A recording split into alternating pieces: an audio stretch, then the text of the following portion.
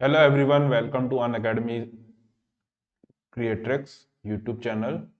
तो आज की क्लास में हम रिवीजन करेंगे इलेक्ट्रिक सर्किट का।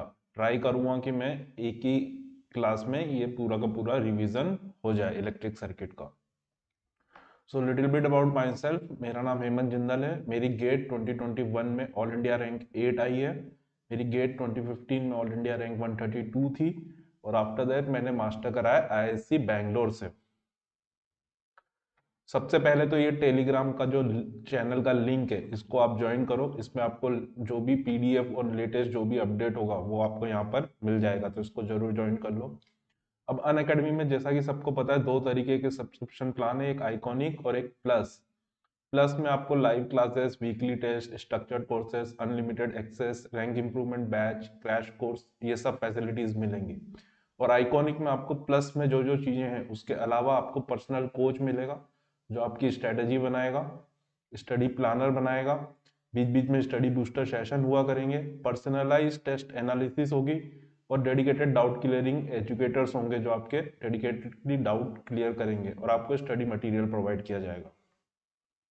अब प्लस और आइकॉनिक सब्सक्रिप्शन के जो चार्जेस हैं वो यहाँ पे मेंशन्ड है। प्लस सब्सक्रिप्शन में आपको 4 month, 6 month, 12 month, 18 month, 24 month, ये सब ब्रैकेट में आप सब्सक्रिप्शन ले सकते हो।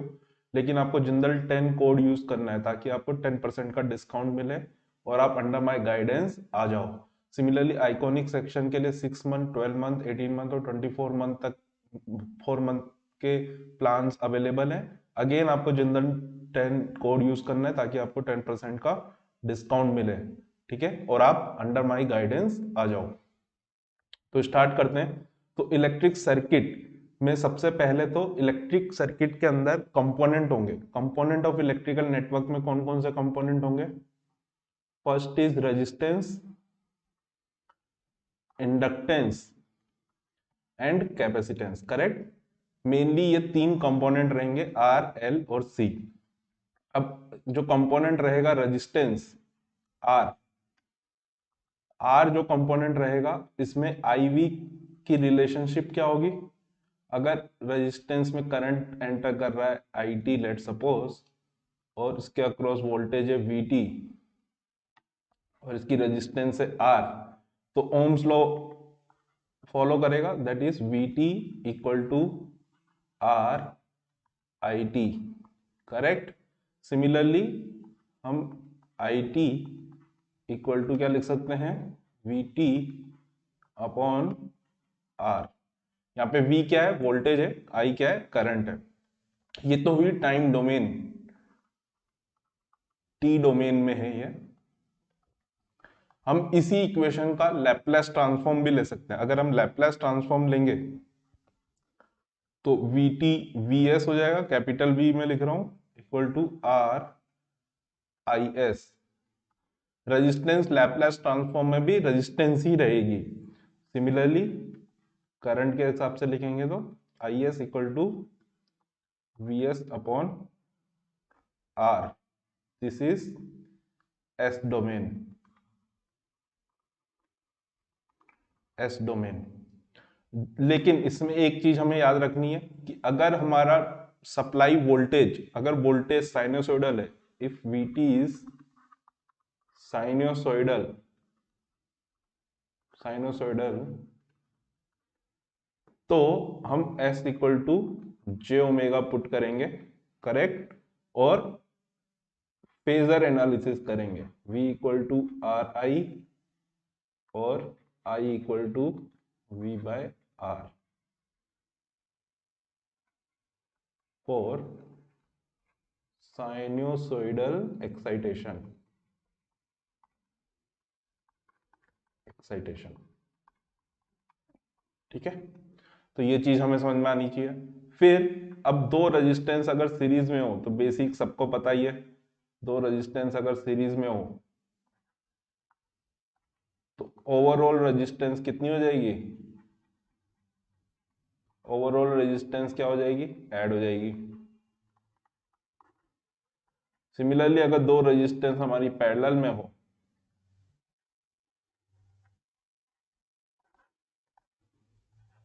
पैरेलल में हो, तो ओवरऑल रेजिस्टेंस हमारी क्या हो जाएगी? देखो दो रेजिस्टेंस के लिए डायरेक्ट याद रखना चाहिए R1 R2 upon R1 plus R2, या फिर पैरेलल के लिए 1 upon R equivalent equal to 1 upon R1 plus 1 upon R2। ठीक है, और अगर तीन रेजिस्टेंस पैरेलल में होंगी तो 1 upon R1 plus 1 upon R2 plus 1 upon R3। तो ये बात हुई हमारी पहले कंपोनेंट की रेजिस्टेंस के बारे में। इसमें हमें मेनली याद क्या रखना है कि साइनसोइडल एक्साइटेशन होगा तो S equal to J omega put करेंगे और फेजर एनालिसिस करेंगे। बाकी हम टाइम डोमेन में एनालिसिस कर सकते हैं और S डोमेन में एनालिसिस कर सकते हैं। नेक्स्ट पेज पे जाता हूं। Next component is inductor L। Inductor में हमें क्या याद रखना है, अगेन VI रिलेशनशिप हमारी कैसी होगी, करंट अगर IT इंडक्टर ले रहा है, इसके अक्रॉस वोल्टेज अगर VT है, इंडक्टर की इंडक्टेंस L है, तो हमारी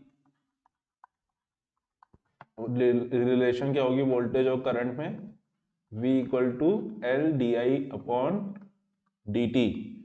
सिमिलरली अगर मैं IT के हिसाब से लिखूं तो that will be 1 upon L integration of VT DT, और अगर जीरो से मैं इसको इंटीग्रेट करूं तो 0 टू T। ये बात हुई हमारी T डोमेन में।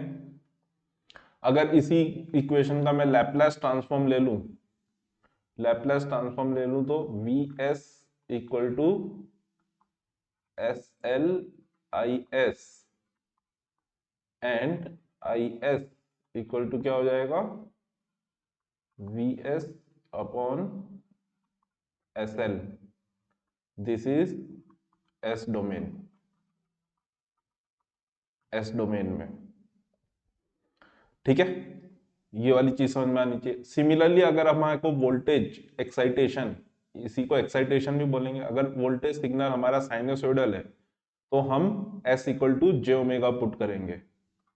अगर VT हमारा साइनोसोइडल है, साइनोसोइडल का मतलब क्या हुआ कि साइन फंक्शन या कोसाइन फंक्शन कुछ भी है, तो V equal to J omega LI और I equal to 1 upon J omega L times V। ठीक है, तो ये वाली चीज हमें समझ में आनी चाहिए। तो यहां तक बात हुई, ये बात हुई इंडक्टर की। ठीक है, अब इंडक्टर भी कैसा एलिमेंट है, जैसे रेजिस्टेंस में पिछली स्लाइड में मैंने नहीं बताया, इंडक्टर हमारा बाइलेटरल एलिमेंट होगा। ठीक है, और लीनियर एलिमेंट होगा, लीनियर है और बाइलेटरल है। सिमिलरली रेजिस्टेंस भी हमारा लीनियर बाइलेटरल है। Third component is capacitor. Capacitor just हमारा है, उसमें करंट जा रहा है IT और उसके अक्रॉस वोल्टेज है VT। कैपेसिटर की कैपेसिटेंस है C, तो इसमें हमारा वोल्टेज करंट की रिलेशनशिप क्या होती है, IT equal to C dVT upon DT। यहाँ पे वोल्टेज क्या होगी, कैपेसिटर के अक्रॉस जो वोल्टेज होगी, और VT हम कैसे लिख देंगे, 1 upon C integration of 0 to T IT DT। This is time domain. Similarly इसका भी अगर हम लैपलेस ट्रांसफॉर्म लें तो IS equal to SC VS, या फिर VS equal to 1 upon SC IS। This is S domain. और अगेन अगर साइनोसोइडल एक्साइटेशन है, VT इज साइनोसोइडल, तो हम क्या करेंगे, S equal to J omega put करेंगे, then I equal to J omega C V, और या फिर v इक्वल टू 1/जे ओमेगा सी टाइम्स आई।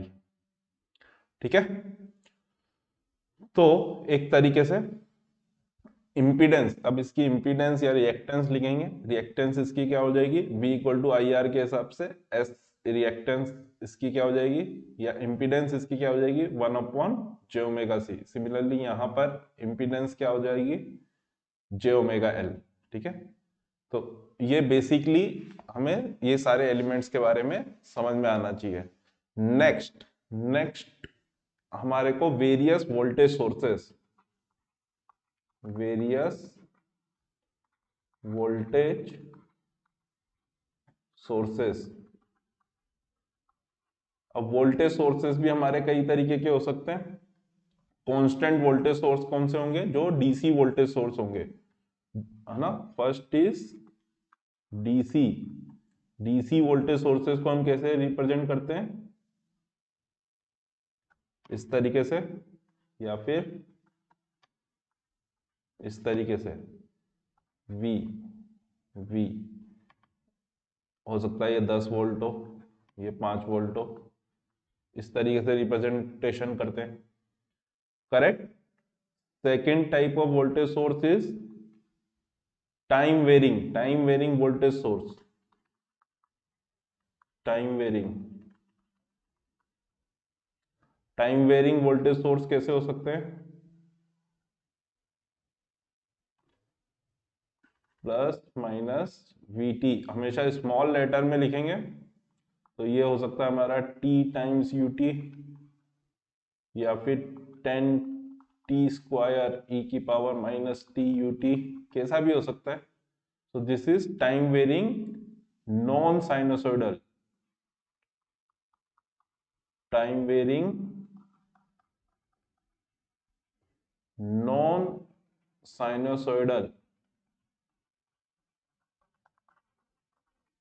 साइनोसॉइडल, इस तरीके के वोल्टेज सोर्स होंगे। तो इसकी एनालिसिस हम कैसे करेंगे, we deal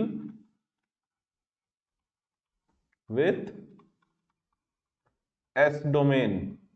correct, S domain में एनालिसिस करेंगे। एस डोमेन का मतलब लैपलेस ट्रांसफॉर्म एनालिसिस करेंगे। थर्ड, साइनोसॉइडल वोल्टेज सोर्स अगर होंगे तो साइनोसॉइडल वोल्टेज सोर्स को कैसे लिखते हैं अपन, Vt equal to 10 angle 60 degree in volt, या फिर 2 sine 200 pi T again in volt. ठीक है, so this is time varying sinusoidal. इसको हम कैसे डील करेंगे, we deal with S equal to J omega put कर, या फिर फेजर फॉर्म में। वेरी इंपॉर्टेंट, बहुत ज्यादा इंपॉर्टेंट है। हमेशा कभी भी साइनोसॉइडल वोल्टेज सोर्स होंगे तो हम सिर्फ फेजर एनालिसिस करेंगे, लैपलेस ट्रांसफॉर्म में एनालिसिस नहीं करेंगे। दिस 10 एंगल 60 डिग्री जो है ये एक तरीके का साइनोसॉइडल वोल्टेज सोर्स हो सकता है। यानी इसका मतलब क्या हो सकता है, ये हो सकता है हमारा, पहली बात तो जब भी हम फेजर की फॉर्म में लिखेंगे तो ये वाली जो चीज होती है magnitude, that will always be RMS value. RMS ये हमेशा क्या होगा, आरएमएस होगा। ठीक है, फेजर फॉर्म में ये हमेशा आरएमएस होगा। So this means 10√2 sine omega T plus 60 degree, this type का सोर्स है। ठीक है, 10 एंगल 60 डिग्री, या फिर यही चीज 10√2 cosine omega T plus 60 degree, अगर हमने रेफरेंस कोसाइन फंक्शन माना है। तो this is the various voltage source जो कि इंडिपेंडेंट है, ये सारे के सारे वोल्टेज सोर्स कैसे हैं, इंडिपेंडेंट, इंडिपेंडेंट वोल्टेज सोर्स है, independent voltage source. Next, dependent voltage source, dependent voltage source. Dependent voltage source कैसे हो सकते हैं,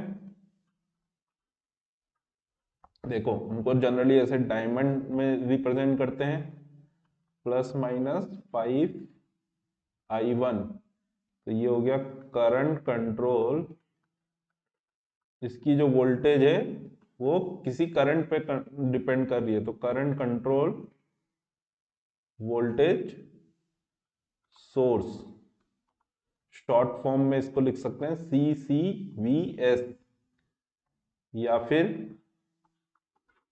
वोल्टेज सोर्स कैसे हो सकते हैं, वोल्टेज डिपेंडेंट हो सकते हैं। सो this is voltage control voltage source, ठीक है, voltage control voltage source.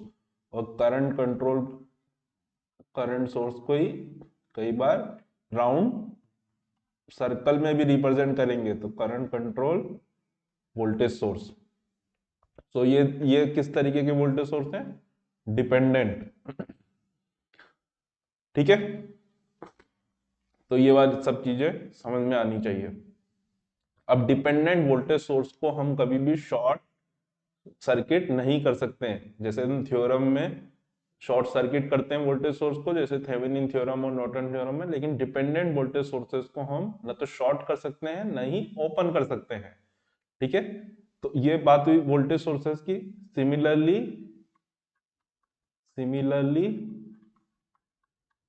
Current sources are also current sources. Similarly हम करंट सोर्सेस को भी इस तरीके से कैटेगराइज कर सकते हैं, similarly current sources are also categorise, ठीक है। सिमिलरली हम करंट सोर्सेस को भी कैटेगराइज कर सकते हैं। तो यहां तक बात हुई वोल्टेज सोर्सेस की, करंट सोर्सेस की, रेजिस्टेंस की, इंडक्टेंस की, कैपेसिटेंस की। Next is basic function, basic functions. अब बेसिक फंक्शंस में हमारे कौन से होंगे, first is unit impulse function, unit impulse function. Unit impulse function हमारा कैसा होगा,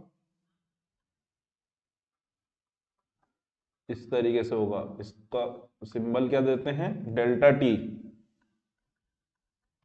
तो F of T equal to delta T, और ये कैसे डिफाइंड है, इनफाइनाइट है फॉर टी इक्वल टू 0, और इक्वल टू 0 है for T not equal to 0, and mainly -infinity to infinity delta T D T, यानी area under this curve is 1, area under this curve क्या होगा, 1 होगा। Next thing, इसकी कुछ properties, properties में most important property क्या है, अगर लेट सपोज कोई भी फंक्शन है जी टी, और उसको मैं डेल्टा टी से मल्टीप्लाई करके उसको इंटीग्रेट कर रहा हूं, तो वो हमें क्या देगा, G of T at T equal to 0, या फिर इसी को हम लिख सकते हैं जी ऑफ 0। क्यों, क्योंकि delta T exists at T equal to 0। Similarly -इंफिनिटी to infinity any function G T, और उसको मैं अगर delta T minus T capital T D T से इंटीग्रेट करूं, तो that will be G T for T equal to capital T, या फिर इसी को मैं लिख सकता हूं जी ऑफ कैपिटल टी। क्यों, क्योंकि this delta is exist at T equal to T, यानी एक तरीके से डेल्टा का जो भी आर्ग्यूमेंट, मतलब जो भी इसमें जहां पे भी डिफाइंड होगा, जो वैल्यू अगर मतलब ये वाली वैल्यू टी इक्वल टू इस ब्रैकेट की वैल्यू पे इक्वल टू 0 पे एग्जिस्ट होगा, यानी टी इक्वल टू टी पर एग्जिस्ट होगा। Next thing, Laplace transform of delta T is 1। इसी को हम कैसे लिखते हैं, इस तरीके से, लैप्लास ट्रांसफॉर्म डेल्टा टी का क्या होगा, 1। तो ये चीजें हमें इंपल्स फंक्शन के बारे में पता होनी चाहिए। Next basic function is unit step function, again very important function, unit step function. Unit step function हमारा कैसा होगा,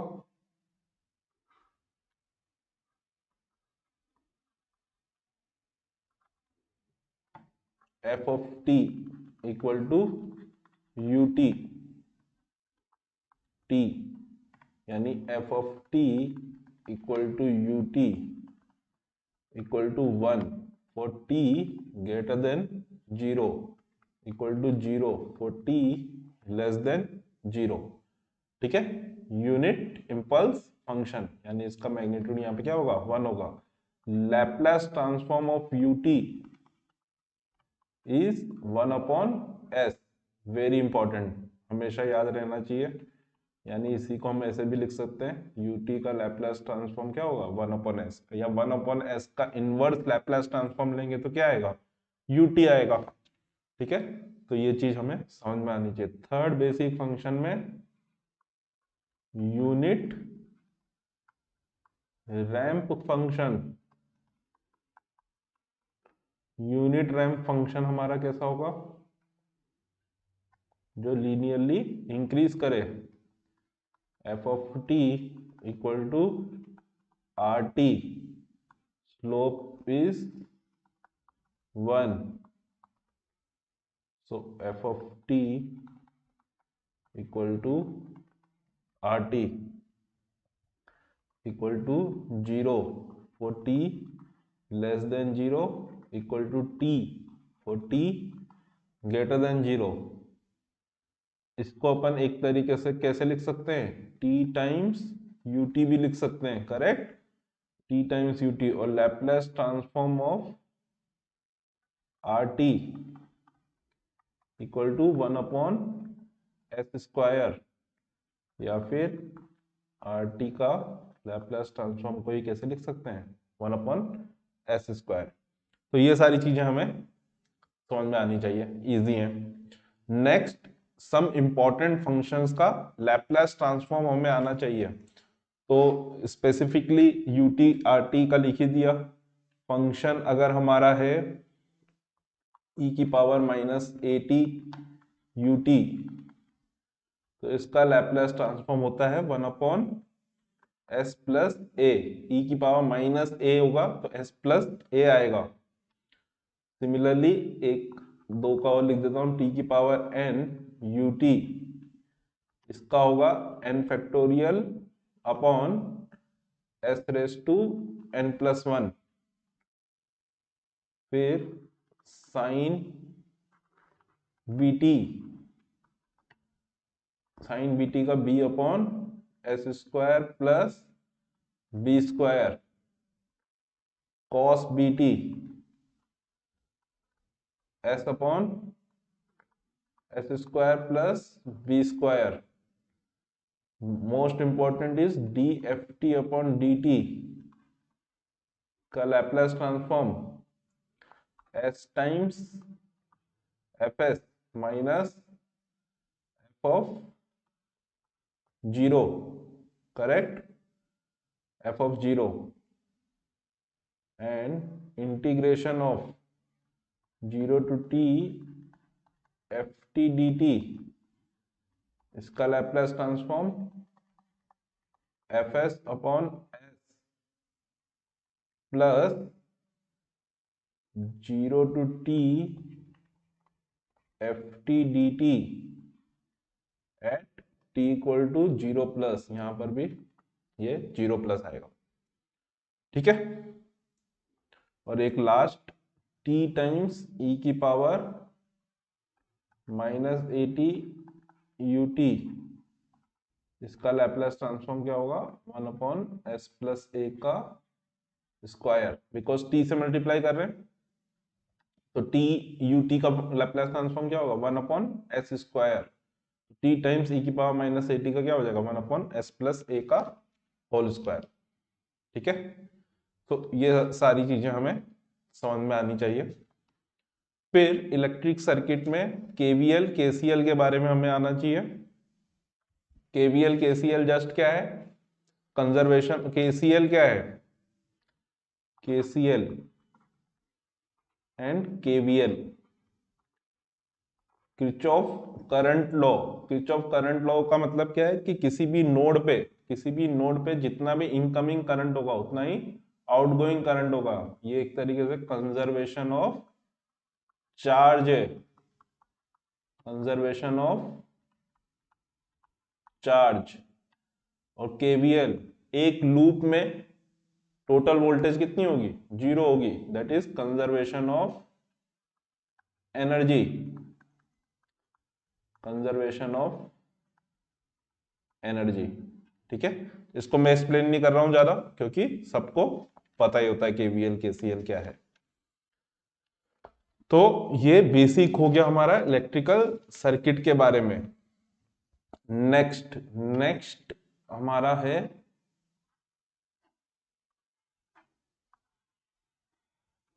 next thing is initial and final conditions in electrical network या इलेक्ट्रिकल सर्किट। सो ये एक तरीके से ट्रांजिएंट रिस्पांस की बात कर रहे हैं हम। ट्रांजिएंट का मतलब क्या है कि जब भी हम किसी चीज को स्टार्ट करते हैं तो वो ट्रांजिएंट बिहेवियर शो करेगी। सो एलिमेंट यहां पे लिखता हूं मैं, t इक्वल टू 0 पे उसका बिहेवियर कैसा होगा, और t equal to infinity, infinity मतलब final condition, t equal to 0 मतलब इनिशियल कंडीशन। तो फर्स्ट एलिमेंट अगर हमारा कैपेसिटर है तो कैपेसिटर इनिशियली कैसे एक्ट करेगा, शॉर्ट सर्किट की तरह एक्ट करेगा। एकदम से मैंने कोई वोल्टेज सोर्स इस पे अप्लाई करा तो वो इनिशियली कैसे बिहेव करेगा, कैपेसिटर शॉर्ट सर्किट की तरह बिहेव करेगा। और फाइनली कैसे बिहेव करेगा, ओपन सर्किट की तरह बिहेव करेगा। सेकंड, इंडक्टर, इंडक्टर कैसे बिहेव करेगा, इनिशियली ओपन सर्किट की तरह बिहेव करेगा, फाइनली कैसे बिहेव करेगा, शॉर्ट सर्किट की तरह बिहेव करेगा। थर्ड, अगर हमारा कैपेसिटर है और उसकी सम इनिशियल वोल्टेज दे रखी है V0, तो वो इनिशियली क्या बन जाएगा, वोल्टेज सोर्स बन जाएगा, वोल्टेज सोर्स बन जाएगा। और उसकी वोल्टेज पोलैरिटी भी क्या रहेगी, सेम रहेगी। और फाइनली क्या होगा, ओपन सर्किट और एक वोल्टेज सोर्स। करेक्ट। फोर्थ, अगर इंडक्टर है और उसमें इनिशियली कुछ करंट है I0, तो इनिशियली वो क्या बनेगा, करंट सोर्स, सेम डायरेक्शन में करंट रहेगा। और फाइनली तो वो शॉर्ट सर्किट हो जाएगा, तो करंट सोर्स उसके कहाँ आएगा, पैरेलल में आएगा। ठीक है, इसको हम कैसे समझ सकते हैं, देखो कैपेसिटर जो है, कैपेसिटर की इंपीडेंस, इंपीडेंस क्या थी कैपेसिटर की, 1/SC, इस तरीके से लिख सकता हूं मैं इंपीडेंस। देखो इसको यहां से समझने की कोशिश करो, या फिर 1/jωC। और इंडक्टर की इंपीडेंस क्या थी, jωL। अब इनिशियली, इनिशियली मतलब क्या हुआ कि मैंने एकदम से वोल्टेज सोर्स ये स्विच को क्लोज करा, एकदम से स्विच को क्लोज करा तो वोल्टेज सिग्नल एकदम से अप्लाई हुआ। वोल्टेज सिग्नल एकदम से अप्लाई हुआ, यानी एक तरीके से स्टेप फंक्शन अप्लाई हुआ। स्टेप फंक्शन के यहां पर एक तरीके से फ्रीक्वेंसी क्या है, फ्रीक्वेंसी इनफाइनाइट हो गई। फ्रीक्वेंसी क्या हो गई, इनफाइनाइट। इनफाइनाइट फ्रीक्वेंसी का मतलब क्या हो गया, इनफाइनाइट फ्रीक्वेंसी का मतलब उसकी इंपीडेंस क्या हो जाएगी, 1/इंफिनिटी। 1/इंफिनिटी इज 0। तो initially capacitor act as short circuit, ठीक है। और इंडक्टर कैसे एक्ट करेगा, inductor infinite impedance. Infinite impedance मतलब ओपन सर्किट, ठीक है। ओपन सर्किट की तरह इनिशियली बिहेव करेगा। फाइनली फाइनली उसकी फ्रीक्वेंसी क्या हो जाएगी, 0, क्योंकि एकदम से डीसी वोल्टेज सोर्स अब कांस्टेंट हो गया। कांस्टेंट डीसी वोल्टेज सोर्स की फ्रीक्वेंसी क्या होती है, 0। So frequency is 0।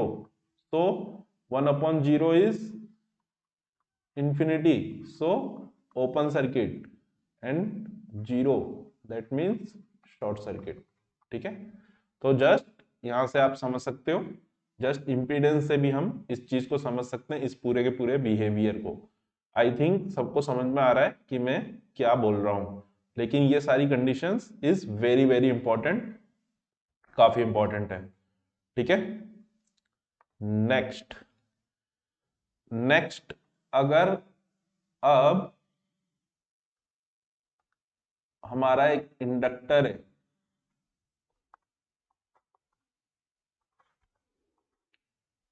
इंडक्टर है,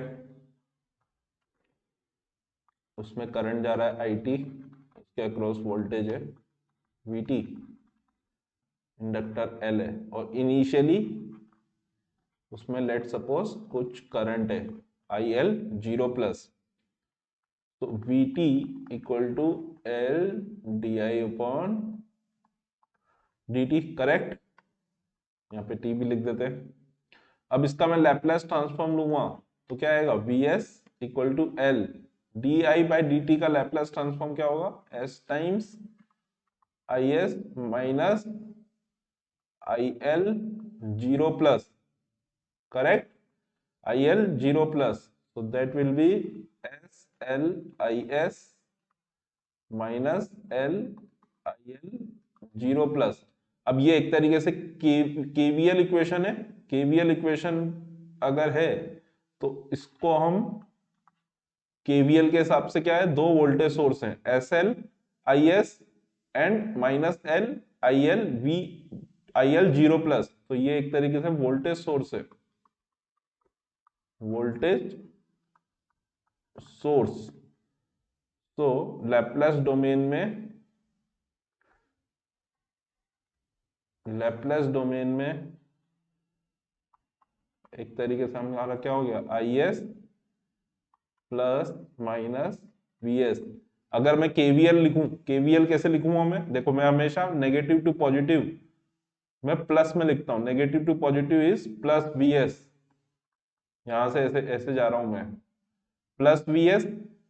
ये एक तरीके से इसकी इंपीडेंस क्या है, SL। इसमें क्या आएगा, इंपीडेंस एक तरीके से रेजिस्टेंस की तरह ड्रॉप होगा, ड्रॉप होगा तो VS minus IS times SL।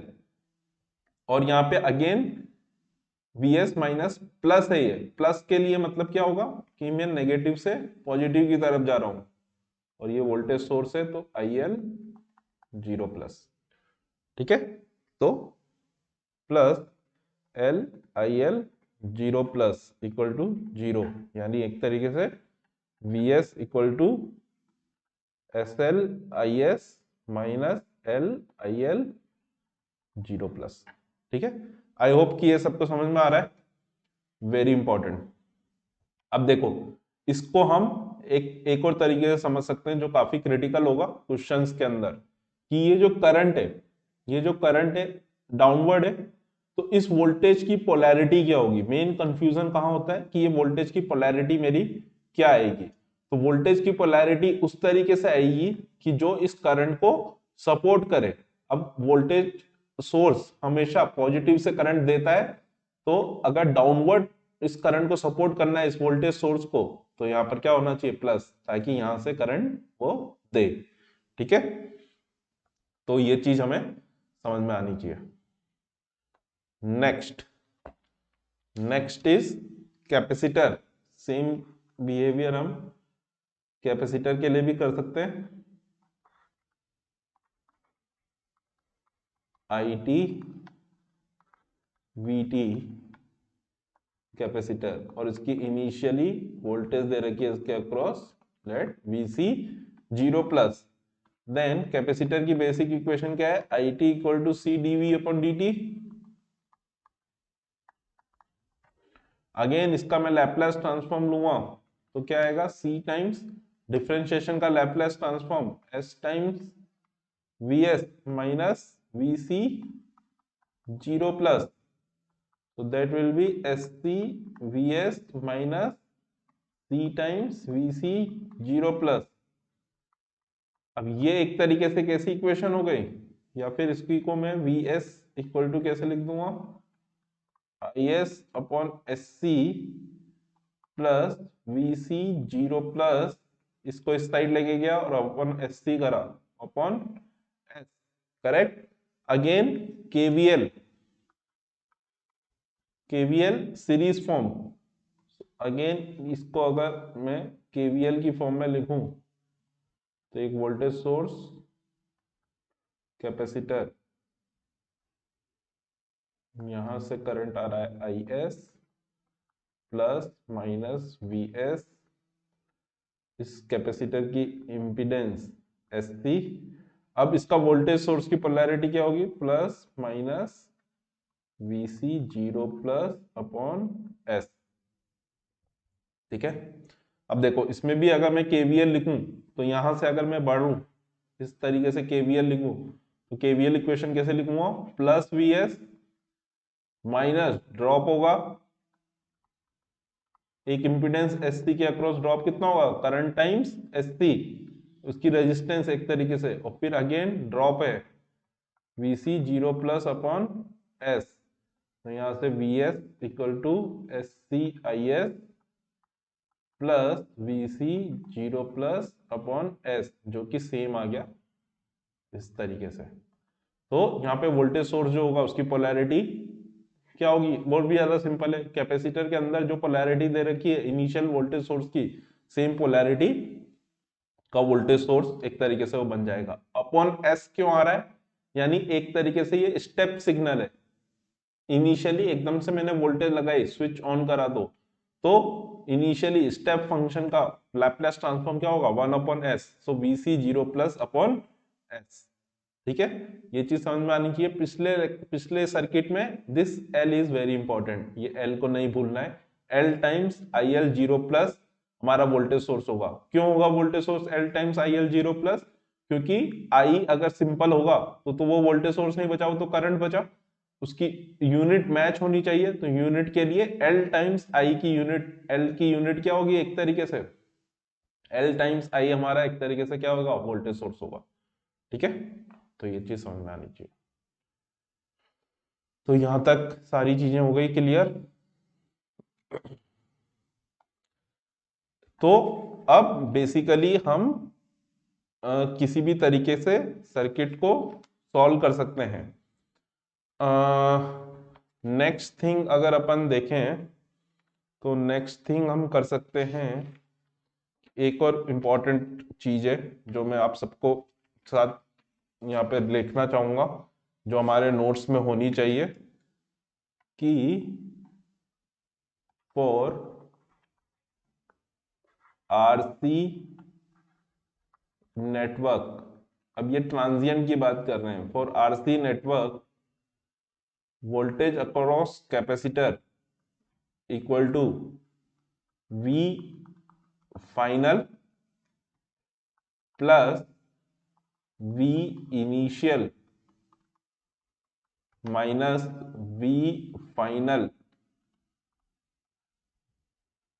e की पावर -t अपॉन RC। इस RC को ही टाइम कांस्टेंट बोलते हैं, this is RC, this is time constant, time constant.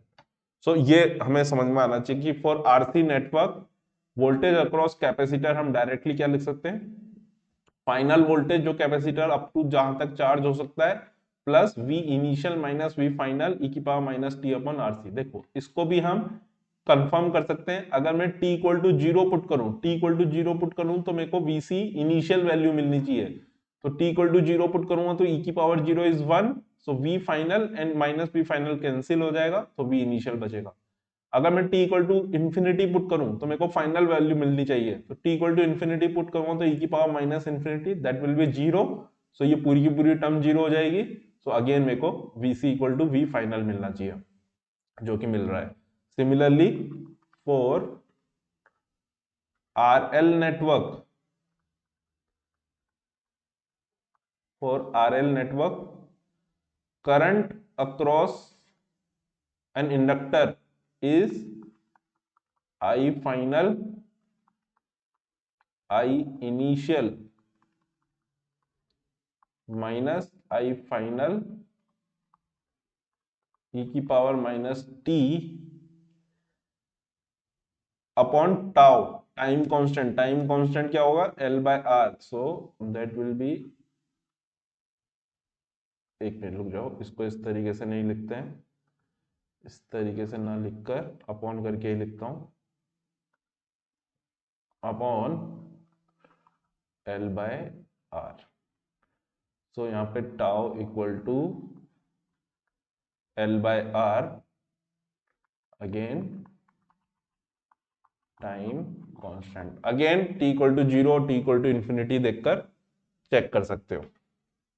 So very important, this both this equation are very important, काफी handy होगी questions को सॉल्व करने के लिए। तो ये दोनों चीजें हमें समझ में आनी चाहिए।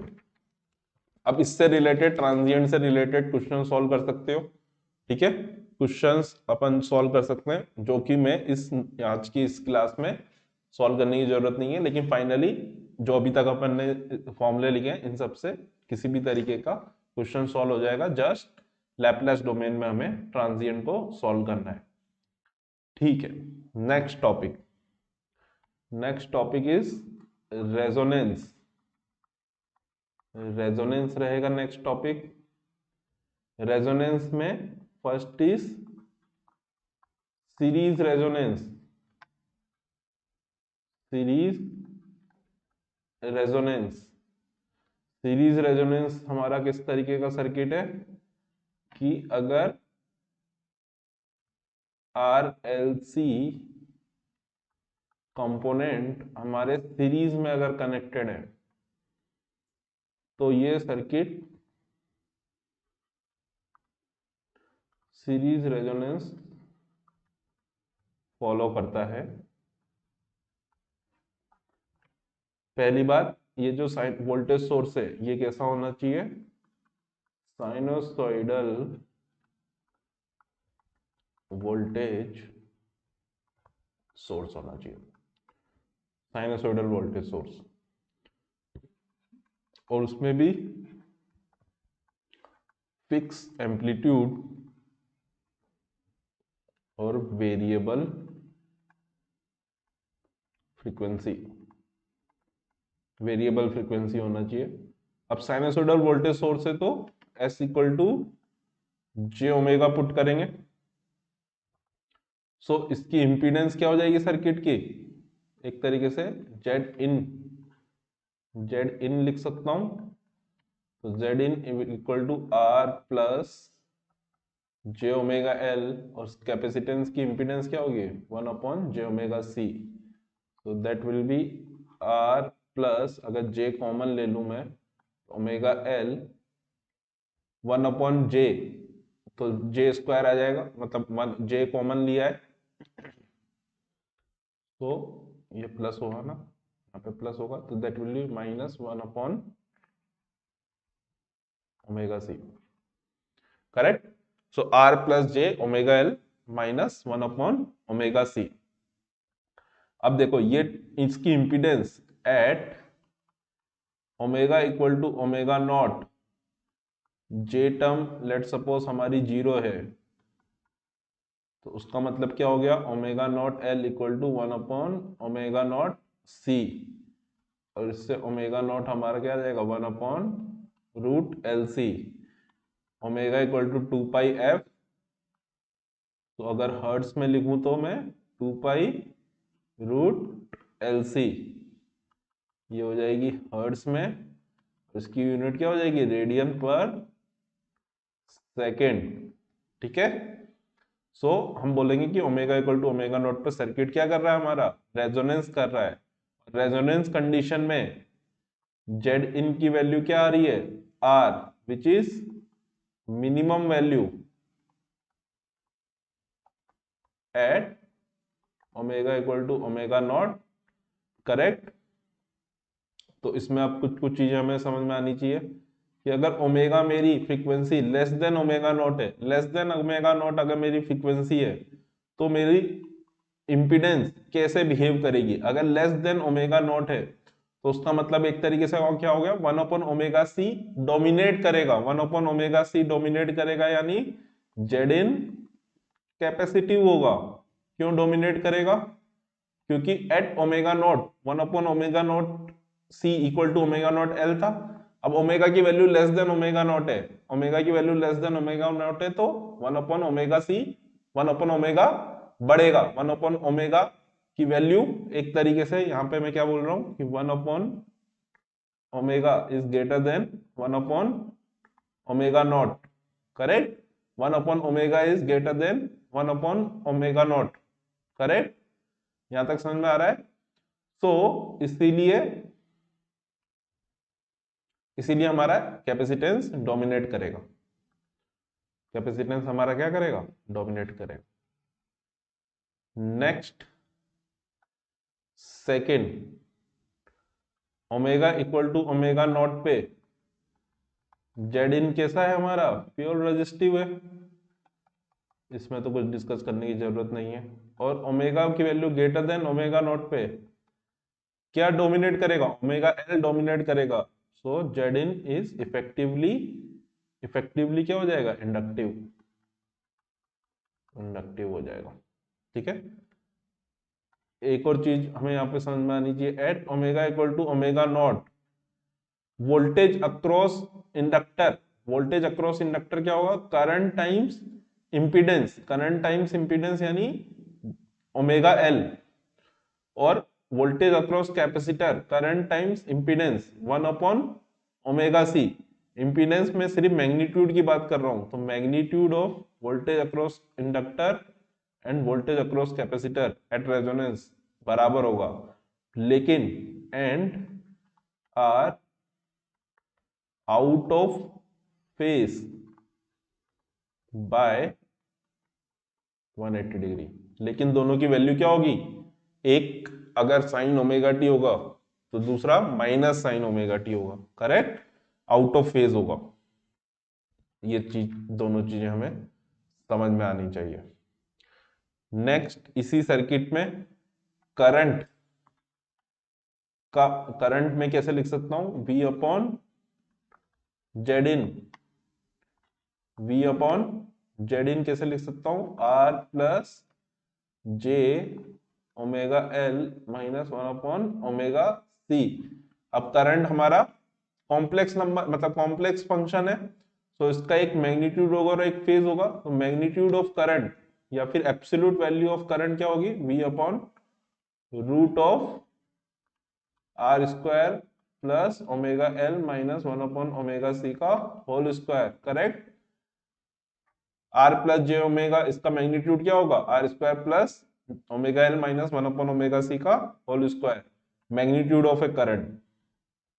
यहां तक सबको समझ में आ रहा है। ठीक है। So I not equal to V upon R, maximum value मिलेगी मेरे को at omega equal to omega not. तो अगर मैं इस करंट को प्लॉट करूं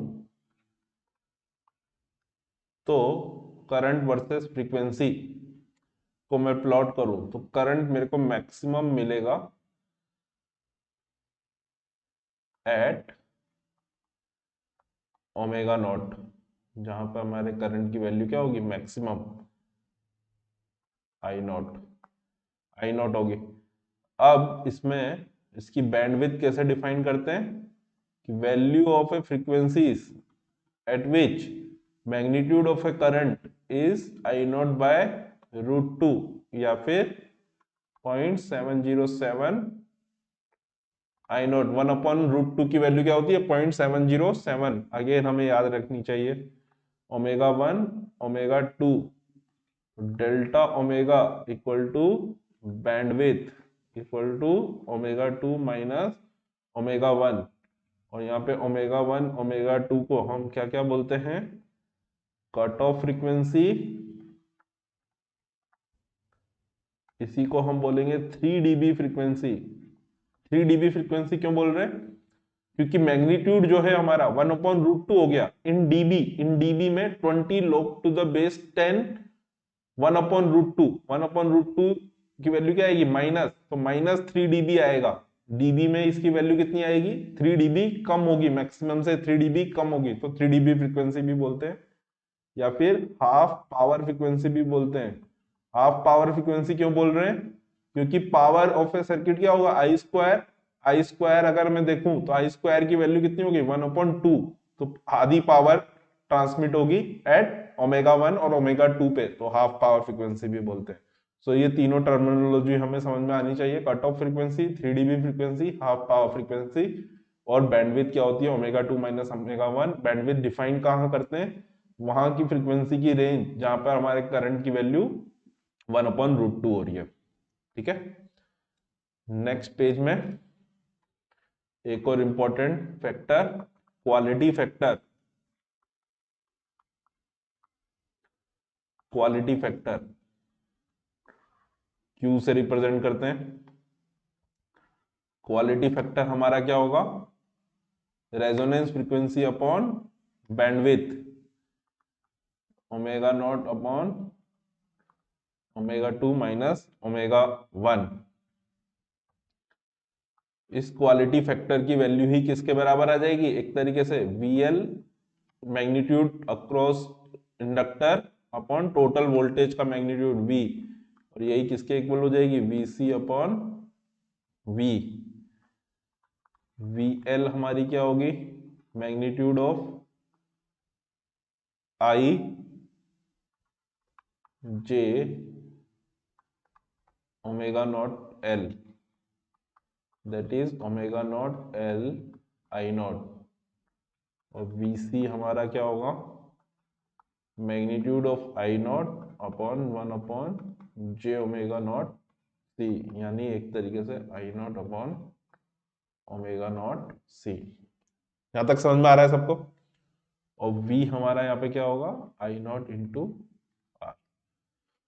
सो इस तरीके से क्वालिटी फैक्टर होगा, ये वाली वैल्यूज हमें याद रहनी चाहिए। ठीक है, क्वालिटी फैक्टर सीरीज नेटवर्क में हम किस तरीके से डिफाइन कर रहे हैं। तो क्वालिटी फैक्टर एक तरीके से हमारा क्या आ जाएगा ω0L I0 अपॉन I0 यहाँ पे कट जाएगा तो ω0L अपॉन R, या फिर 1/ω0RC, या फिर 1/R। ω0 को क्या लिख सकता हूँ 1/√LC, तो √L/C। ये सारी की सारी चीजें हमें याद होनी चाहिए। डेल्टा ओमेगा अगर डिक्रीज करे, बैंडविड्थ अगर हम कम करें, तो क्वालिटी हमारी क्या होगी इंक्रीज होगी, क्वालिटी फैक्टर हमारा क्या होगा इंप्रूव होगा। ठीक है, ये सब चीजें समझ में आ रही हैं। डेल्टा ओमेगा, एक और चीज देख लो यहां से, डेल्टा ओमेगा को मैं क्या लिख सकता हूं ω0 अपॉन Q। ω0 इज 1/√LC और Q इज 1/R√L/C, तो यहां से एक तरीके से क्या आ जाएगा R/L। अगेन ये इंपॉर्टेंट है बैंडविड्थ। तो बैंडविड्थ सीरीज नेटवर्क की क्या हो जाएगी R/L। सारी चीजें समझ में आ रही है, आई होप सब चीजें समझ में आ रही हैं। एक और यहाँ पे एक और चीज मैं यहाँ पे मेंशन कर देता हूं, ω0 जो होगा ये हमारा अरिथमेटिक मीन नहीं होगा, यानी ओमेगा 1 प्लस ओमेगा 2 बाई 2 नहीं होगा, ज्योमेट्रिक मीन होता है। क्या होता है? ज्योमेट्रिक मीन होता है, root omega 1 omega 2। This is exact equation to gate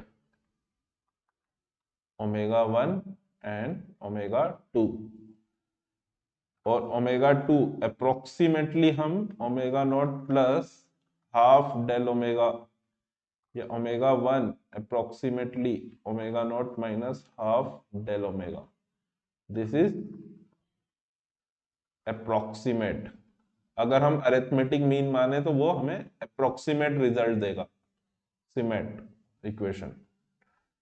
actual में क्या होगा? ज्योमेट्रिक मीन होगा। ठीक है, आई होप सबको समझ में आ रहा है।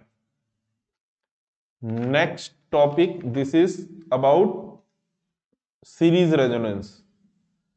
Next is parallel resonance. Parallel resonance में देखो सेम चीजें चलेंगी, बस सर्किट हमारा कैसा हो गया? पैरेलल में कनेक्ट कर रखे हैं हमने।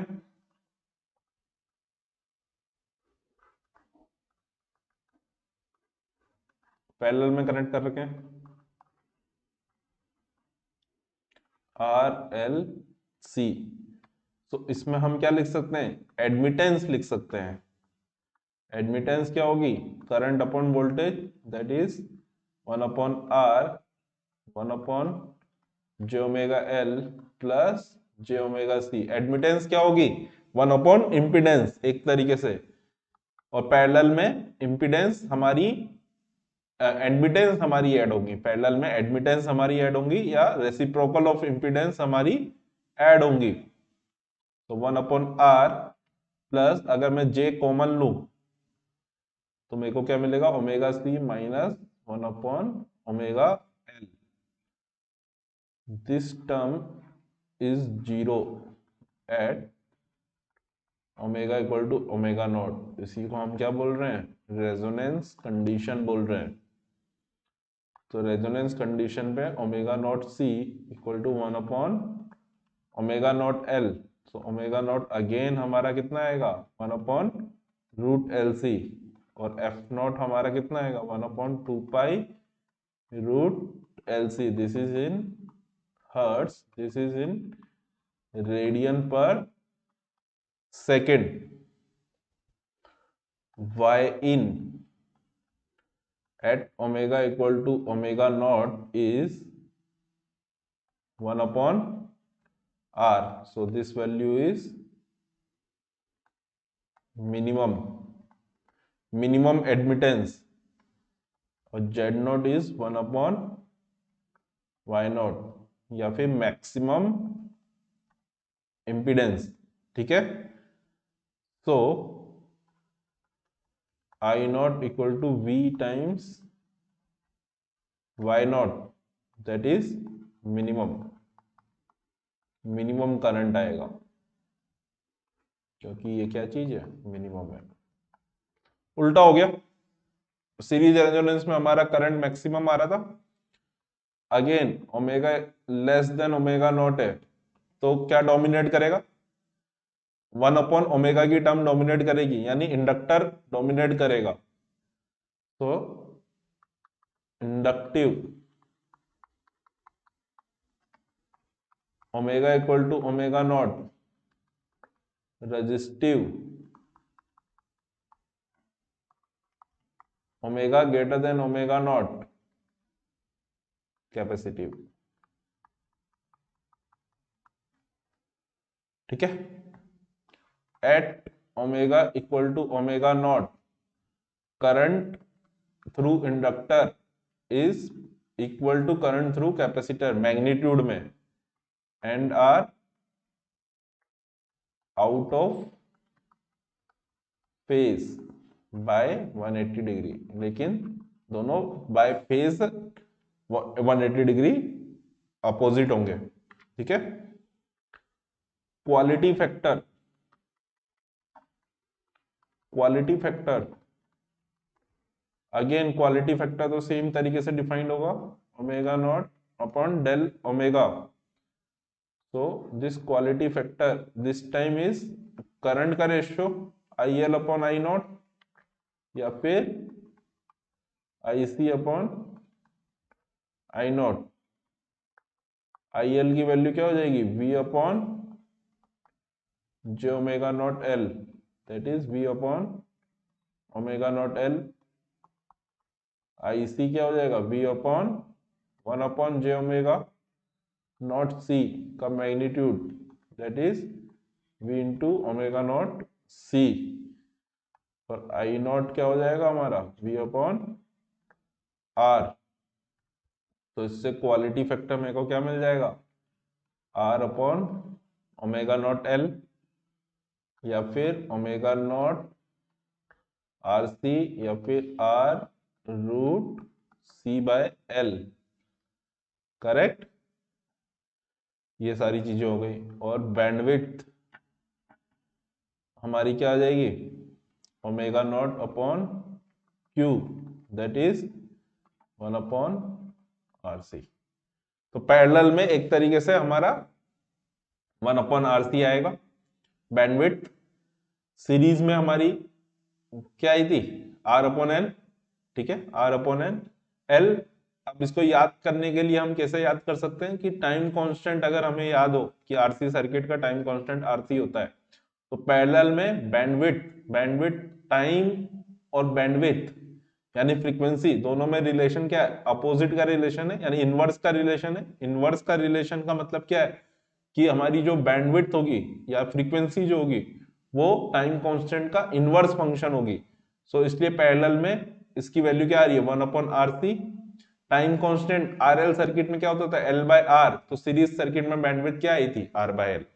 ठीक है, इस तरीके से रिलेशनशिप बिठाकर चीजें याद कर सकते हो।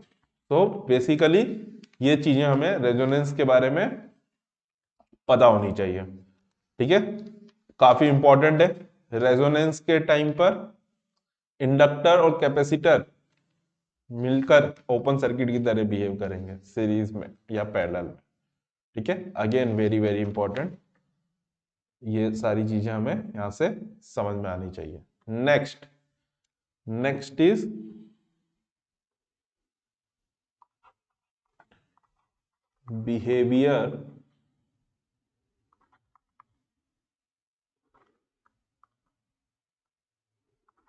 Behaviour of RLC circuit for non-sinusoidal excitation।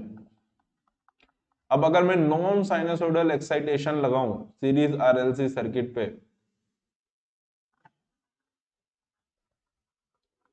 Non sinusoidal excitation,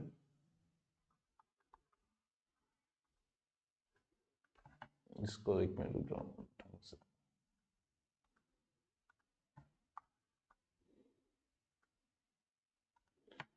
excited condition में आकर मैं, सही है, LR non sinusoidal voltage source. अगर इस तरीके से मैं वोल्टेज सोर्स लगाऊं RLC सर्किट में, तो अगेन मैं यहां पे क्या लिख सकता हूं, KVL लिख सकता हूं।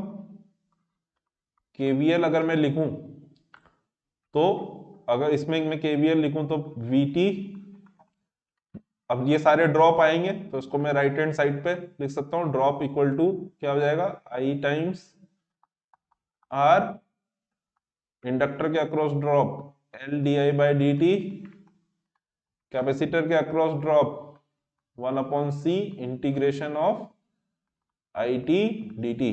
करेक्ट, ये इक्वेशन आ गई। अब इसको मैं एक बार और डिफरेंशिएट कर सकता हूं, तो dVT upon dt equal to R dit upon dt plus L d2it upon dt integration का डिफरेंशिएशन क्या हो जाएगा, just I C I T. अब ये एक तरीके से हमारी कैसे है, सेकेंड ऑर्डर डिफरेंशियल इक्वेशन है।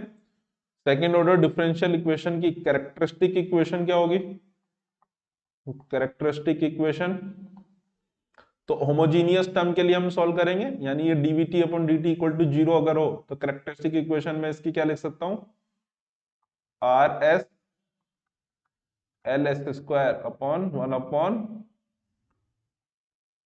सी इक्वल टू 0।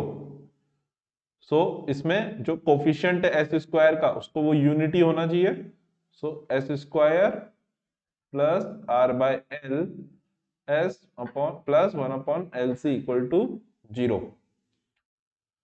सो ये हमारी कैरेक्टरिस्टिक इक्वेशन आ गई।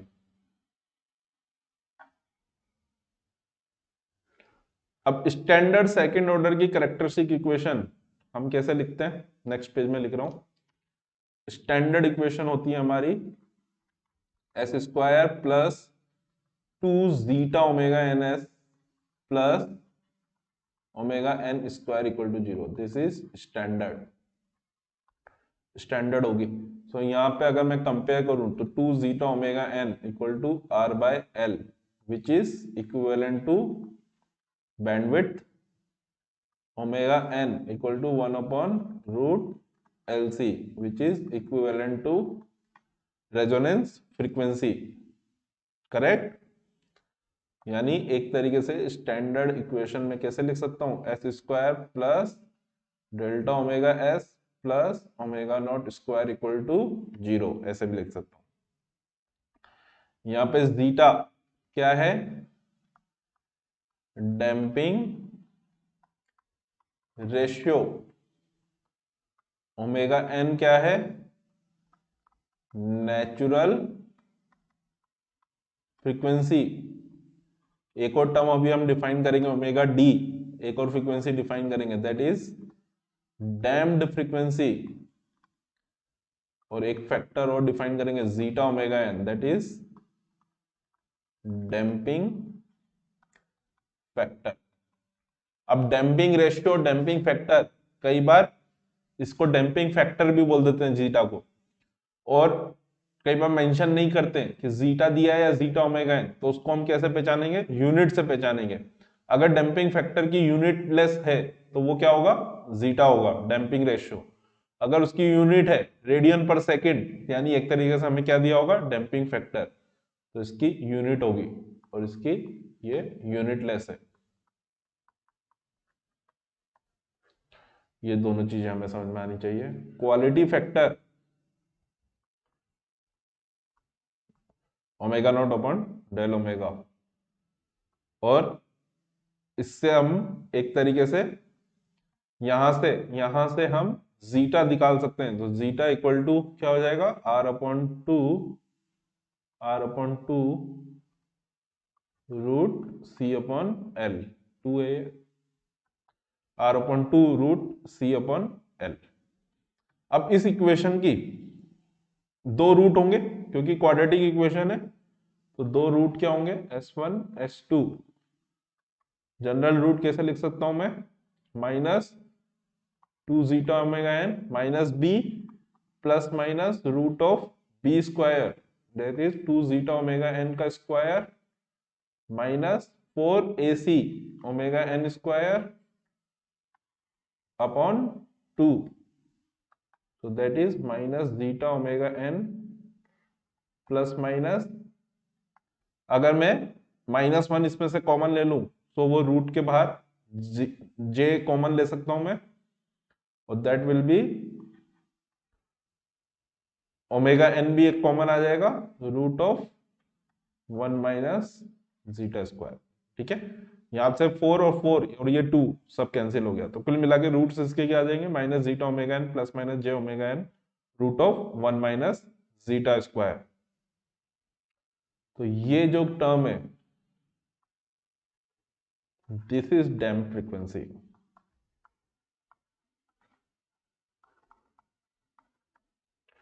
दिस इज डैम्प्ड फ्रीक्वेंसी और फ्रिंजिंग फ्रीक्वेंसी भी बोलते हैं। ठीक है, डैम्प्ड या फिर फ्रिंजिंग फ्रीक्वेंसी। अब अलग अलग केस होंगे। केस 1, अगर जीटा इक्वल टू 0 है तो S1 S2 दोनों रूट हमारे क्या आ जाएंगे, plus minus j omega n। Correct. So undamped response होगा। क्या होगा? अनडैम्प्ड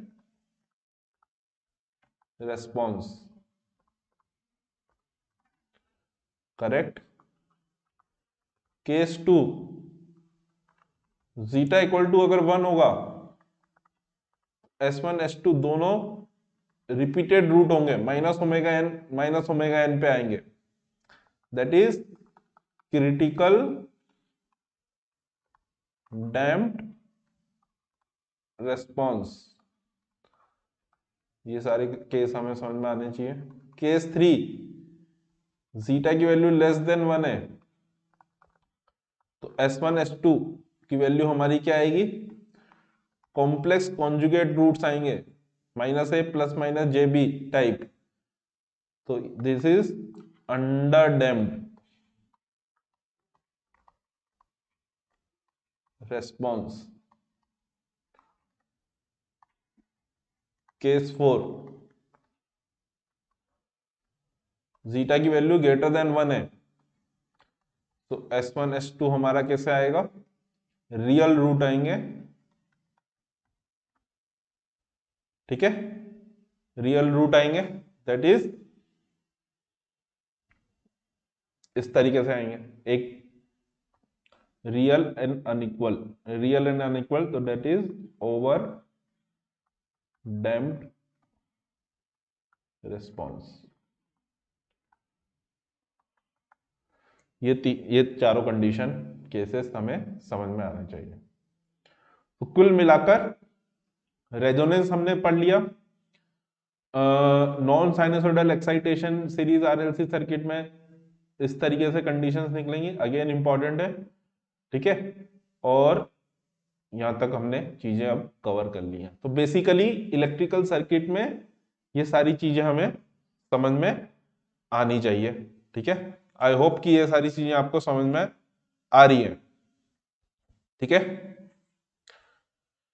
नेक्स्ट नेक्स्ट थिंग्स जो इलेक्ट्रिक सर्किट में अब इंपॉर्टेंट है, दैट इज रेजोनेंस के बारे में हमने देख लिया, ये सारी चीजें हमने देख ली। और हम क्या कर सकते हैं, और थ्योरम्स के बारे में मैंने बोला क्या, थ्योरम्स के बारे में मैंने नहीं बोला ना। तो थ्योरम्स हम कर सकते हैं नेक्स्ट टॉपिक, या थ्योरम से पहले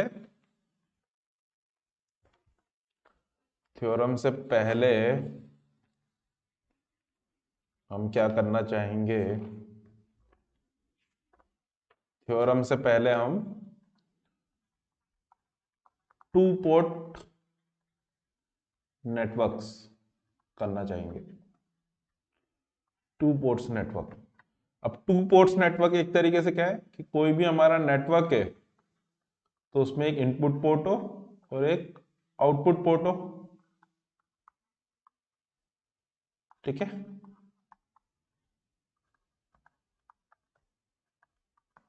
और इस तरीके से हमारे वोल्टेज करंट दोनों पोर्ट पे डिफाइंड है। इसमें ये डायरेक्शन जो है, this direction is important, this direction is important. इसको हमें ध्यान रखना है कि ये डायरेक्शन किस डायरेक्शन में दे रखा है, इनकमिंग दे रखा है दूसरे पोर्ट से भी। ठीक है, सो केस 1, इंपिडेंस पैरामीटर। अब हम इस नेटवर्क के पैरामीटर्स हम डिफाइन करते हैं, जेड और ओपन सर्किट और impedance parameter.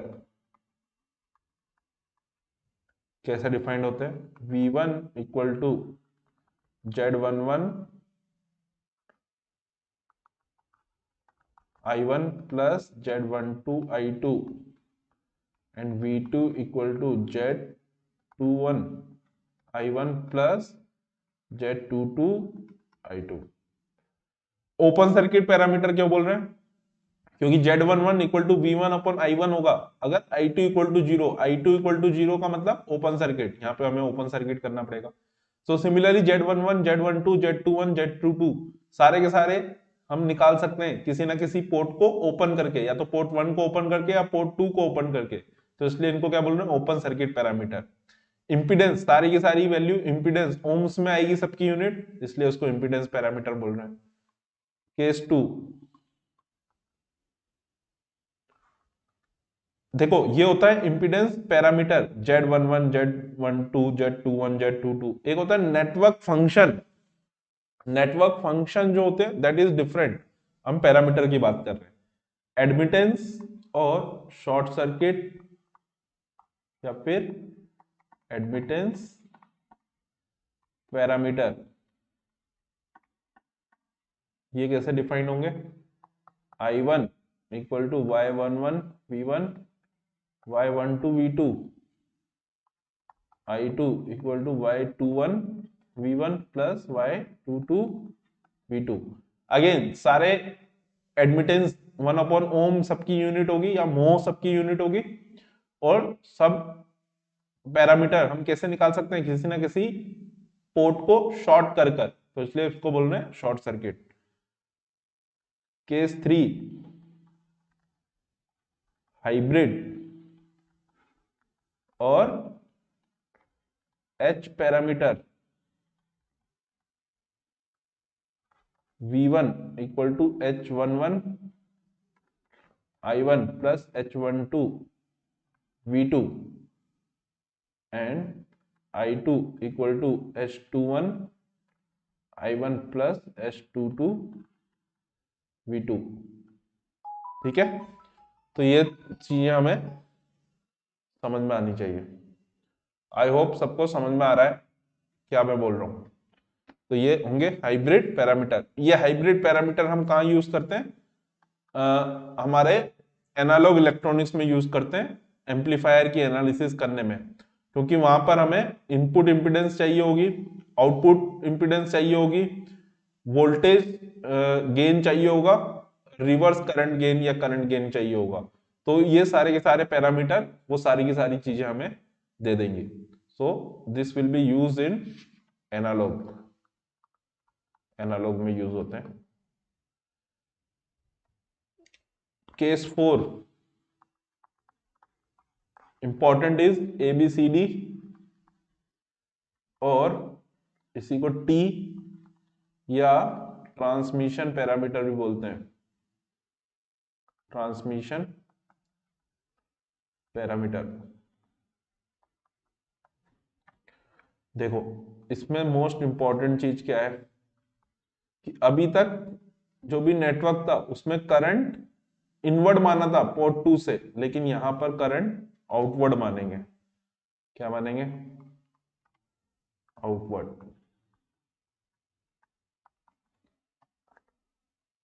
This direction is very important. देखो डायरेक्शन हमें देखनी है। अगर डायरेक्शन हमारा इनवर्ड दे रखा है तो जहां जहां I2 है उसकी जगह -I2 लिखना पड़ेगा हमें। तो V1 equal to AV2 plus BI2 and I1 equal to CV2 plus DI2। ठीक है, अगर हमारा I2 का डायरेक्शन इनवर्ड दे रखा है तो हमें I2 की जगह -I2 पुट करना पड़ेगा। आई होप सबको समझ में आ रहा है। तो ये सारी इस तरीके के 2 पोर्ट नेटवर्क होंगे। एक पोर्ट से दूसरे पोर्ट के पैरामीटर हम निकाल सकते हैं, जस्ट सिंपल KVL KCL लगाएंगे, ये पैरामीटर निकालेंगे और एक को दूसरे में कन्वर्ट करने के लिए अपने आप वो आ जाएंगे शॉर्ट सर्किट ओपन सर्किट की कंडीशन कर कर। अब यहाँ पे भी हमें समझ में आ रहा है कि ए निकालना है तो V1 upon V2, I2 equal to 0 करना पड़ेगा, I2 इक्वल टू 0 यानी ओपन सर्किट करना पड़ेगा, ठीक है, पोर्ट 2 को। सी निकालना है तो I1 upon V2, again port 2 open circuit करेंगे तो ए और सी मिल जाएगा। और अगर बी निकालना है तो that is V1 upon I2, V2 equal to 0, तो शॉर्ट सर्किट करेंगे आउटपुट पोर्ट को, तो बी और डी हमें मिल जाएगा, ठीक है। तो मोस्ट अगेन मैं बोल रहा हूं, this direction is very important for ABCD और ट्री और ट्रांसमिशन पैरामीटर के लिए direction is outward, outward direction is reference direction, ठीक है। ऐसा क्यों? क्योंकि ट्रांसमिशन लाइन में ये यूज होंगे, ट्रांसमिशन लाइन में करंट हमेशा एक नेटवर्क से दूसरे लोड में जा रहा होगा, तो इसलिए रेफरेंस डायरेक्शन क्या मानिए, I2 मानिए, इस तरीके से। अब कुछ कुछ कंडीशंस हमें समझ में आनी चाहिए। सो नेक्स्ट इज कि रेसिप्रोकल नेटवर्क किसको बोलते हैं और सिमेट्रिकल नेटवर्क किसको बोलते हैं, ये दोनों चीजें हमें समझ में आनी चाहिए। तो रेसिप्रोकल और सिमेट्रिकल, तो रेसिप्रोकल के लिए Z12 इक्वल टू अगर Z21 हो जाए तो वो रेसिप्रोकल होगा, symmetric Z11 equal to Z22। दूसरा हमने पढ़ा admittance, Y12 equal to Y21, Y11 equal to Y22। Third हमने पढ़ा H पैरामीटर, तो H12 equal to minus H21, this minus is important. और यहां पर H11 H22 minus H12 H21 equal to 1, या फिर इसी को हम डिटर्मिनेंट फॉर्म में भी लिख सकते हैं कि determinant of H parameter network का डिटर्मिनेंट क्या होना चाहिए, 1 होना चाहिए। नेक्स्ट लास्ट हमने पढ़ा ABCD, तो ABCD का डिटर्मिनेंट इक्वल टू 1 अगर होगा तो that is will be reciprocal, और A इक्वल टू D हो जाए तो दैट विल बी सिमेट्रिकल। तो ये सारे कंडीशंस हमें याद होनी चाहिए, ठीक है। तो टू पोर्ट नेटवर्क में हमें इतना ही बस समझ में आना चाहिए, that is more than sufficient. बाकी कोई भी क्वेश्चन आएगा तो इक्वेशन लिखकर हम उसको सॉल्व कर लेंगे, ठीक है। कोई उसमें ऐसी कोई बड़ी रॉकेट साइंस नहीं है। आई होप सबको समझ में आ रहा है, ठीक है। नेक्स्ट थिंग इज, अब हम जाएंगे सीधा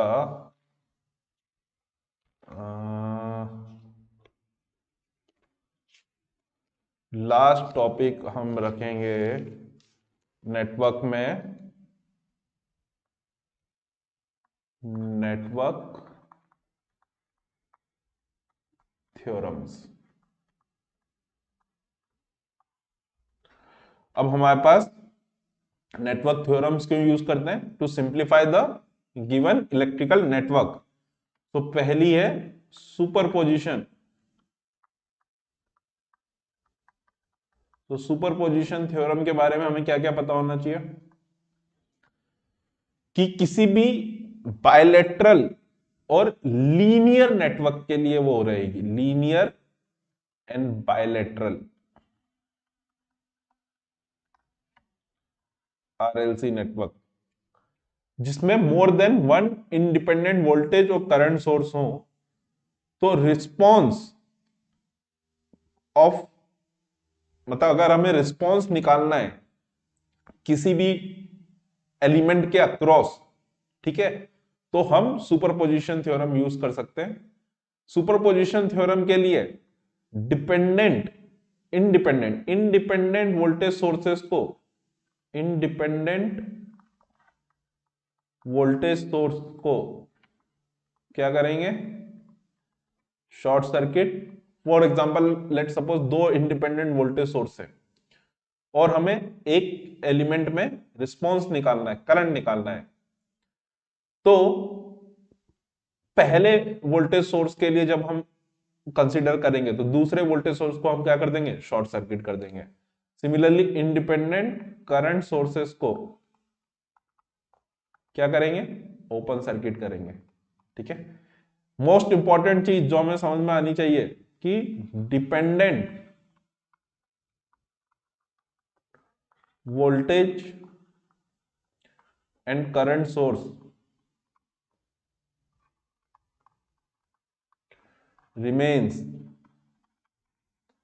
as they are। ये चीज हमें समझ में आनी चाहिए। And this theorem is not applicable for containing non linear elements या फिर यूनिलैटरल एलिमेंट्स या फिर non linear parameter such as power, energy. ठीक है, सो थ्योरम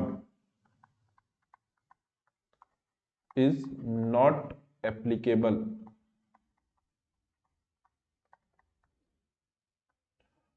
to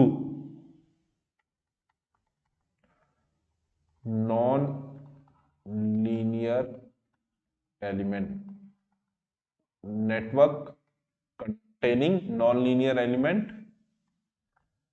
है ना, network containing unilateral element, example is diode, and network containing for non linear parameter,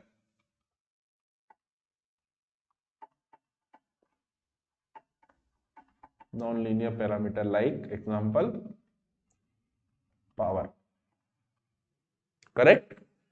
तो superposition theorem के बारे में हमें ये सब चीजें समझ में आनी चाहिए। बाकी इतनी कोई ज्यादा यूजफुल थ्योरम है नहीं, है ना, ज्यादातर नेटवर्क में यूज करने की जरूरत होती नहीं है।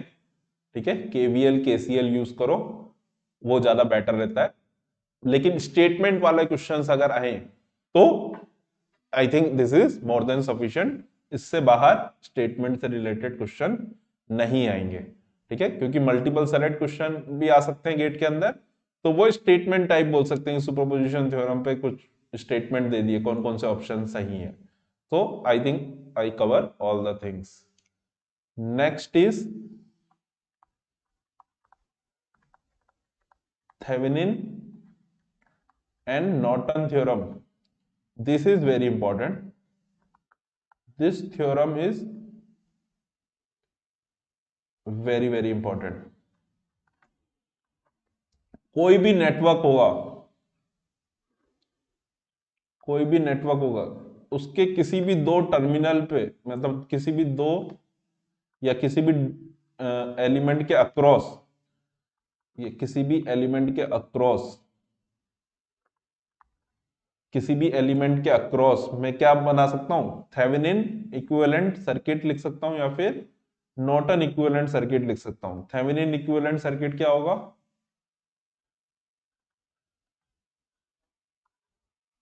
सिंपल है, ओपन सर्किट वोल्टेज किसी भी दो एलिमेंट के अक्रॉस में थेवेनिन ड्रॉ कर रहा हूं तो उस एलिमेंट को हटाऊंगा, वहां पे ओपन सर्किट वोल्टेज निकालूंगा और इक्विवेलेंट इंपीडेंस निकालूंगा उसके अक्रॉस, तो ये हो जाएगा थेवेनिन मॉडल। अब इस थेवेनिन मॉडल को ही एक तरीके से अपन करंट मॉडल में भी चेंज कर सकते हैं। This is voltage model, current model में अगर चेंज करेंगे तो दैट विल बी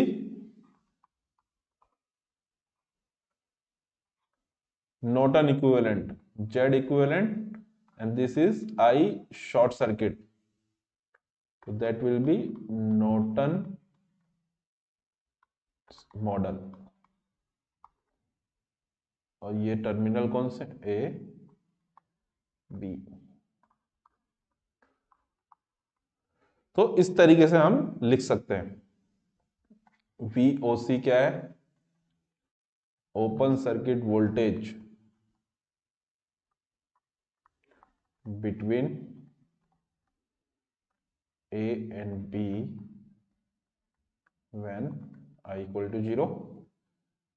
ISC क्या है, short circuit current between A and B when V equal to 0, correct. और Z इक्विवेलेंट क्या होगा हमारा, VOC upon ISC is Z equivalent. हमेशा हम Z इक्विवेलेंट इस तरीके से निकाल सकते हैं, और भी तरीका है Z इक्विवेलेंट निकालने का, लेकिन एक हमेशा ये तरीका हमें याद रहना चाहिए कि VOC अपॉन ISC करके हम Z इक्विवेलेंट निकाल सकते हैं। और हम Z इक्विवेलेंट कैसे निकाल सकते हैं, देखो Z इक्विवेलेंट निकालने के दो तरीके हैं। If network containing only independent sources है, इंडिपेंडेंट सोर्सेस, अगर इंडिपेंडेंट सोर्सेस होंगे तो इंडिपेंडेंट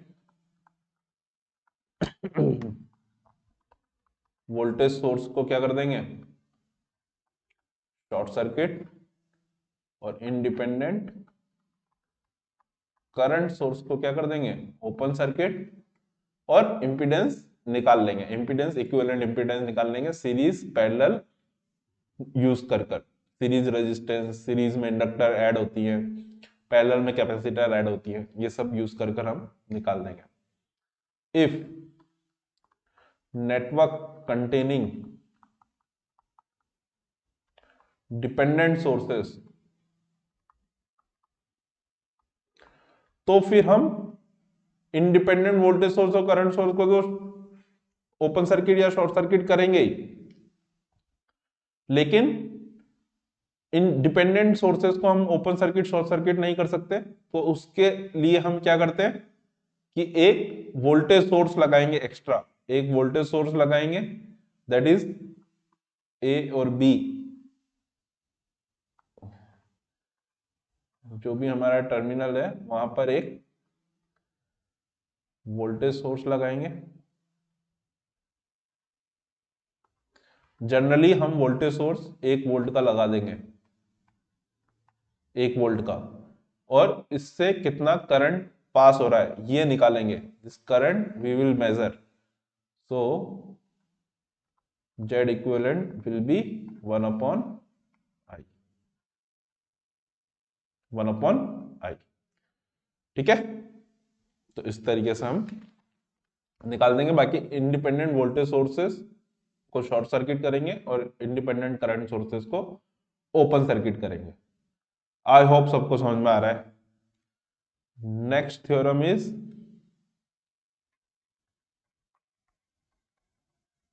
टेलीगन्स थ्योरम। टेलीगन्स थ्योरम एक तरीके से क्या है कि summation of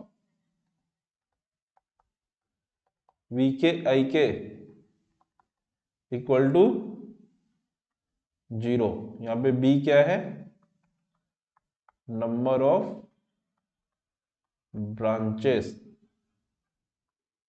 in the network, यानी देखो टोटल पावर एब्जॉर्ब,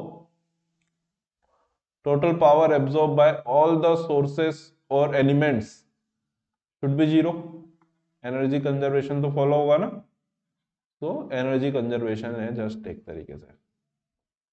आई के क्या है, branch current, again not important theorem है, जस्ट हमें इसका स्टेटमेंट समझ में आना चाहिए कि बोल क्या रही है टेलीगन्स थ्योरम, कि एनर्जी कंजर्वेशन बोल रही है, ठीक है, कि टोटल इंस्टेंटेनियस पावर समेशन 0 होगा।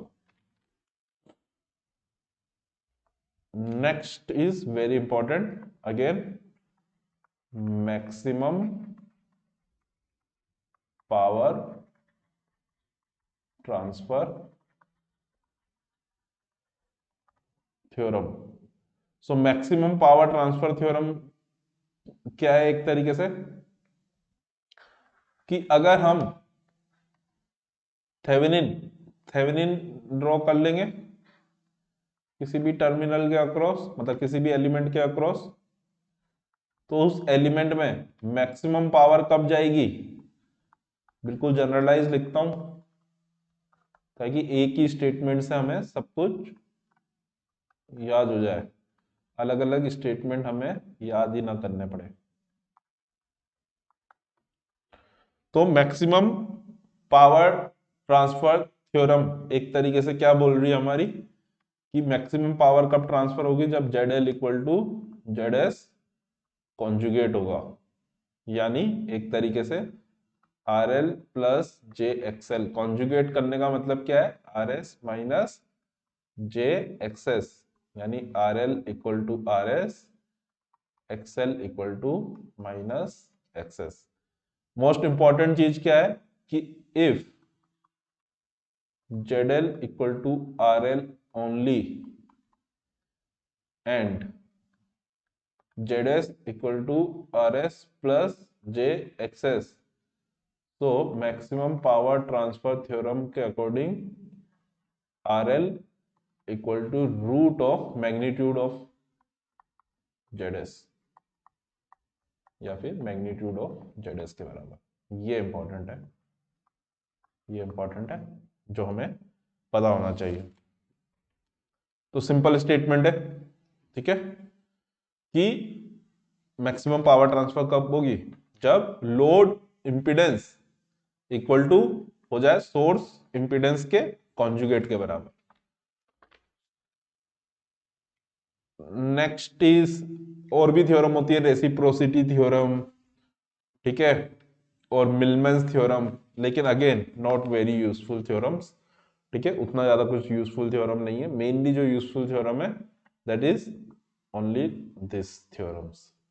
सो हमने ऑलमोस्ट सब कर लिया है, जितना भी चीजें नेटवर्क के लिए इंपॉर्टेंट है, इलेक्ट्रिक सर्किट के लिए इंपॉर्टेंट है, that is resistance, inductance, capacitance, है ना, किस तरीके से बिहेवियर कर रहा है, और ट्रांजिएंट रिस्पॉन्स कैसे लिखेंगे, स्टडी स्टेट रिस्पॉन्स कैसे लिखेंगे। स्टडी स्टेट और ट्रांजिएंट के बारे में अगर मैं थोड़ा बहुत बोलूं तो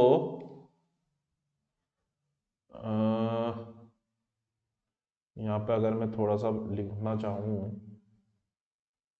तो ट्रांजिएंट यानी स्विचिंग, जैसे हम कुछ ना कुछ स्विच को ऑन करेंगे तो ट्रांजिएंट बिहेवियर होगा। स्टडी स्टेट बिहेवियर में जो होमोजीनियस पार्ट होगा उसको हम नेग्लेक्ट कर सकते हैं, उसको हम नेग्लेक्ट कर सकते हैं, और स्टडी स्टेट के अंदर inductor act as a short circuit, या फिर अगर साइनोसोडल इनपुट सोर्स होगा तो S equal to J omega put करेंगे और सिंपली फेजर एनालिसिस करके हम उसका सॉल्यूशन लिख देंगे। फेजर एनालिसिस करके जो मेनली साइनोसोडल एक्साइटेशन होता है that will be a steady state analysis, steady state analysis वो हम करते हैं। सो आई होप कि आपका रिवीजन हो चुका होगा इलेक्ट्रिक सर्किट का, इससे काफी फायदा होगा, और जो भी चीजें हैं वो ब्रश अप हो जाएंगी, और लास्ट मोमेंट में जो भी चीजें हैं आई होप सब कुछ कंबाइंड होकर आपको इससे फायदा होगा। So keep on watching this channel, ठीक है, thank you. Subscribe to this channel, like करना है, शेयर करना है, ताकि बाकी लोगों को भी ये सब चीजें का फायदा हो सके। गेट का एग्जाम बिल्कुल नजदीक है, मोस्ट प्रोबेबली गेट का एग्जाम होगा, है ना, होप करते हैं कि टाइम पे ही हो। So thank you for watching this lecture, thank you very much.